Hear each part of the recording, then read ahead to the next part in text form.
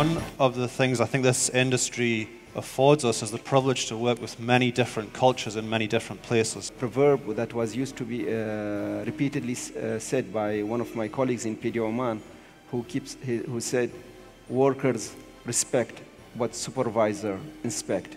If supervisor inspects production, they will respect production. If he respects safety, they will respect safety. I have never seen in my career some people doing bad things voluntarily. Generally, they are doing by lack of knowledge, lack of experience. Two tools in line with our ANI approach, and especially in focuses on leadership, behavior and accountability, with a full engagement of company managers and contractors. We have so many tools with us, but after getting this feedback, we are thinking to revisit these tools to make them more strengthened, to benefit the organization, to embed this safety culture within the organization itself. What they personally need to do to drive forward the culture within the organization.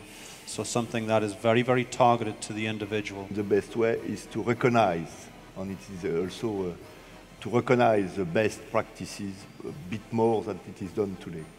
And to keep in mind that the sanction is also to be seen in the positive direction, not only in the negative direction. We have a well-established system called Green Hand. In addition to that, actually getting them introduced to our culture. It is a non-blame culture. However, they are empowered actually to report, to stop any unsafe act, and also to contribute towards achieving or sustaining our excellence in HSE performance. What started as a dream for us some years back is maturing today to become a realistic vision. Of course, all this research and development of the technology cannot be done without any people. People are the key element.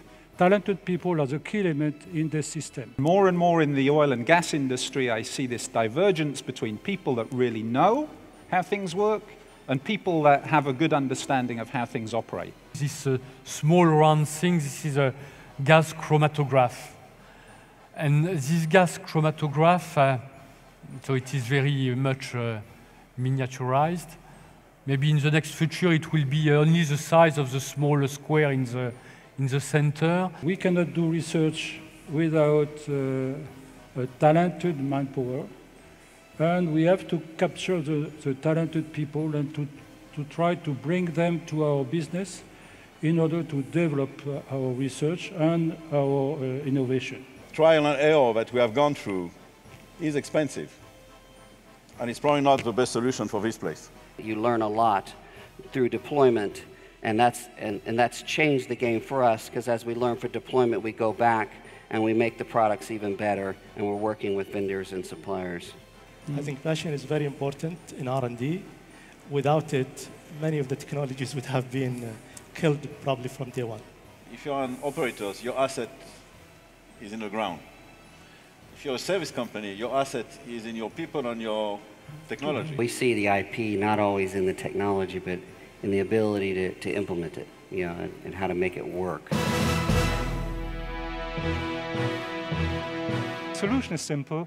We must increase our recovery factor to meet demand, and we must do this quite soon. In the end, it's people that make it happen. Technology and the latest G-Whiz tools are only as good as the engineers, the geologists, and the scientists who use them. Let's try to accelerate, but in a good manner for the other new technologies. And we have to put the resources for that. It's not enough to say a pilot here, a pilot there. We have to put the resources that will enable earlier application of an EOR that can give us more information for the future. It's not all about technology. There are a lot of other factors which play an enormous role when it comes to increased oil recovery. We can revise this technology and produce more reserve if we adapt some new methodology. We don't need to wait for a 20-year plan or 20-year field development plan. Maybe we can improve the recovery factor few percentage on your existing plans. There's a lot to be done with clever use of existing IOR technologies. It's not one solution. It's not only IOR or EOR. they have to be combined. For some other reservoir, we will need to inject what I will call smart water. There's really the courage to actually go for it and indeed ultimately go for the big projects coming after. The more we get the younger generation who's coming in the field, and not necessarily in the research center or in the study groups, to be involved and to understand what only they are doing as operation, but what is behind it, why they are doing, maybe we get out of those some geniuses who would come with new ideas.